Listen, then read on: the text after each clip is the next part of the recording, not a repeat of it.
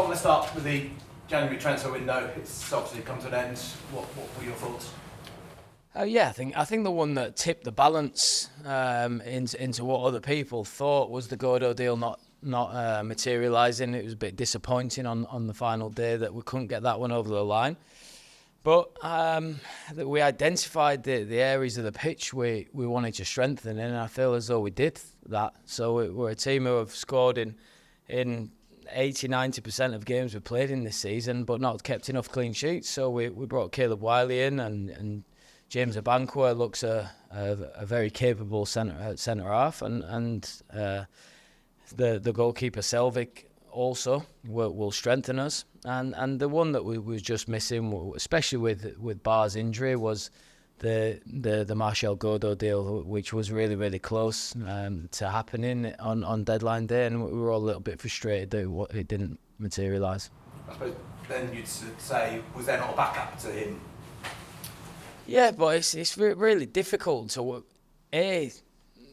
sort of, yes, we had backup targets, but are they going to come in and strengthen us and be ready to go? So I thought, no, I've got a lot of trust and faith in the players that we have in the building. Okay, you can say, well, numbers are thin at the minute, but it's fairly unprecedented that we've got Bayo suspended, Vata struggling with a knock, Bar out injured, and yeah, it does look a little bit thin, but I don't think many clubs at our level can deal with 3 forward players out at the same time. But it's an opportunity for Mamadou Doumbia now.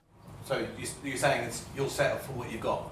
Yeah. It's my job to improve the players in the building and develop the team, and that is still my job. And I think it's important in windows as well. You also can strengthen your environment, and I'm not speaking disrespectfully of any of the 3 players that moved out, but their ambitions didn't match up with what their reality was going to be. So I think it's important that those 3 players moved on. That gives us a healthy environment and everyone pulling in the same direction. Can you understand the fans' frustration with the window, because there were more outs than ins? Yeah, I will never ever judge a window in numbers, and I think that is a mistake that a lot of people can make. So I don't think net zero numbers is a successful window or not. I think quality, I think culture, and obviously when you're trying to strengthen the less sexy part of the pitch, it doesn't get supporters, and so that's why I would say I think that the forward, not bringing in the forward player, has probably tipped the scales as far as the supporters are concerned. And yes, we're all disappointed that one didn't come off, but I'm probably more pleased than you think about the window.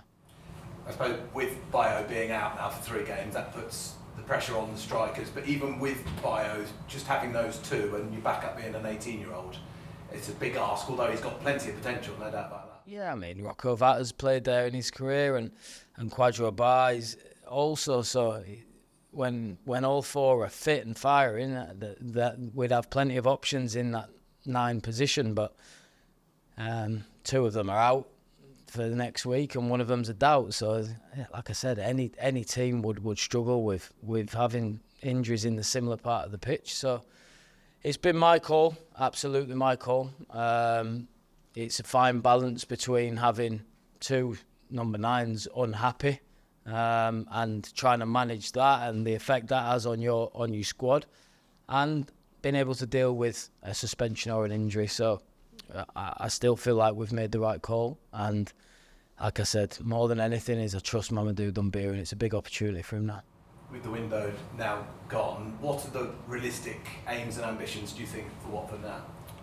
Take each game as it comes is absolutely the mindset we must approach it with now. I think me first was the first person to get carried away with long-term goals, and it doesn't do you any good, because then you can really feel derailed by recent form, like, oh, we're not going to achieve our targets, so it's such a bad moment for us, when I think now we all have to take it on a daily basis and a weekly basis when it comes to the fixtures. So I'm sorry, you're not going to hear any long-term ambitions, targets for me. It is literally perform to our best each and every year.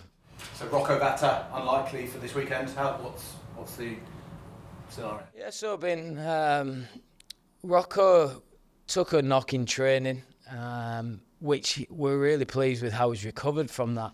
Now, today he's been struck down by a virus. So we're going to assess him over the next 24 hours. Not ruling him out of the game, but it's more the virus than the injury that is making him a doubt for the weekend. If he's not available, and Bio and Bar, that's three of your top attacking players, isn't it? Yeah, but like I said, it's we have to have a little bit of siege mentality about us. Last week we had no number 9 for 65 minutes, and I thought we were excellent with Kayembe trying to do 2 jobs at once. So listen, we can't. There's all this talk. I don't know if the players read anything, but you don't want to start making excuses for the players. We find solutions, and I'm sure we will. The one that came in, the Chelsea fullback Wiley, how fit is he? If he is not right, how long might he be before he's okay? I expect around 4 weeks. So he'll do his rehab, the bulk of his rehab at Chelsea, and then he'll come into us in about 3 weeks' time, and strengthen a position that I thought we needed to strengthen in terms of depth more than anything. The big positive from the transfer window was Abankwah, who's been excellent, hasn't he, since arriving? Yeah, I'm glad you've mentioned a positive, because he's willing to learn. He's got defensive instincts which we were missing, and gives us speed on the back line. So he was someone we identified who could really come in and strengthen us, and I believe he has. And the exciting thing is, I think he's got a lot of development left in him. Difficult game this weekend, isn't it, against Sunderland? They're attacking 4-5, unreal up there. It's going to be a difficult old afternoon. They're a team that I really enjoy watching, to be honest. They don't try and reinvent the wheel. They're very effective at what they do. The recruitment's been outstanding. Their manager seems very calm and calculated, and I like watching them play football. They're a team who, like I said, in all the leagues across the world, I enjoy watching Sunderland play football. I like how they've developed academy players into a real important part of their club, and I respect a lot what they're doing. And it's going to be a tough test, but you've seen all season the tougher tests have brought the best out of us. You see some of their signings.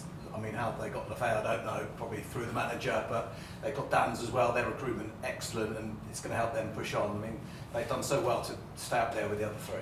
Yeah, and I'm sure financial power plays a part in it, and I don't know what they're paying wages, but it's not small money when you can get players like Lafay through the door. So, club I have a lot of respect for, but let's not forget it's also a team we've beaten twice in the last 10 months, so we go there with belief. And Watford obviously could do with a result as well. We've said it now for a few weeks, but you definitely need one. Absolutely, strip it all back, strip all the noise back about what's been going on. The song's been chanted, the transfer market, strip it back. We need a result. I need a result, and that is I like that responsibility of it's a results business, and we're all desperate for one this weekend. Do you feel that pressure on you? Always. I put that pressure on myself more than anyone, to be honest. I'm a winner. I work harder than anyone to make sure that we give our best chance to win. With that, I put a lot of pressure on myself. So I'm in a role that pressure's part of the job, but that starts with myself first and foremost. Is there something in it where you are up against it that you strangely quite enjoy it, when it feels like the whole world's against you, but you still got to try and get those players out on the pitch to win a game of football? Yeah, and I think all the best teams and the ones that can really get through difficult moments have that sort of culture. That all right, we've got injuries, we've got suspensions, we're on a bad run, we've got a tough group of fixtures coming up, but that is sometimes when you get the best out of teams. And like I said, We've beaten Sunderland twice the last 10 months. I think 2 of our best performances over the last 10 months have been against Leeds. So we should face the challenge with confidence. And no other fresh injuries? No, Pierre's developing. He's back on the pitch. Bachmann's, I think, come out of the boot now, so he's also progressing. And who's the one I've missed? KB, sorry, yeah. KB is one we're having to take slowly, but about 4 to 6 weeks away. Thanks. Is Kevin fully fit? I know he was on the bench. Could he be involved if needed to be? Yeah. So Kevin's will be in the squad. I thought Pollock and Abankwah were excellent last weekend, so he's gonna struggle to get into the starting lineup for this weekend, but he's an important part. I really do like what I see in training. So we're not going to beat around the bush. The player has got some injury concerns, and we have to manage him carefully. But if we can consistently see him out there, he's going to be a big asset to us. And Loser, could he handle 3 games in a week? There's only one way to find out. Listen, he's still a young player. He's aerobically a very fit player, and it's a position where we do have options if he can't. From what you're saying, you didn't appeal the Bio red card. After the game, you suggested you might. What was the thinking there? So we did appeal the red card, and we were unsuccessful in that appeal. I can see why we were unsuccessful, because it's a fairly aggressive movement, and it's disappointing. I feel like the side view of the incident, he's clearly pushed him with the palm of his hand in the chest region, and it's the player's reactions got him sent off. So it's one of those times where we feel very hard done by, but I can see why they're never going to go. Oh well, you can see why they've not turned it over, because it was an aggressive motion. Bio, he's disappointed with how he's reacted, but I'm disappointed with how Marcondes reacted as well. You may not be able to tell me, but in his report, did the referee describe the incident in the same way he described it to you at half-time, that it was an elbow in the throat? No, it was described as violent conduct, and when you see that, like I said, the angle that the referee saw it from, I can see why he's sent him off. Now, the review panel will have had the beauty of seeing the angle that we saw, and it was clearly not in the throat region. It was a push with the palm of the hand. Now, I don't think if you saw players getting sent off for pushes with the palm of the hand to the chest, you'd have a lot of red cards. The difference is not everyone rolls to the floor holding their face. And that is where it makes it difficult for the referees. And not overturning the red card, then it looks like they're accepting that players will make it difficult for them. I hate to drag the window back up, but when you said last week there'll be 2 in on Monday, how did that feel when Monday materialised and there wasn't 2? How does that make you feel personally?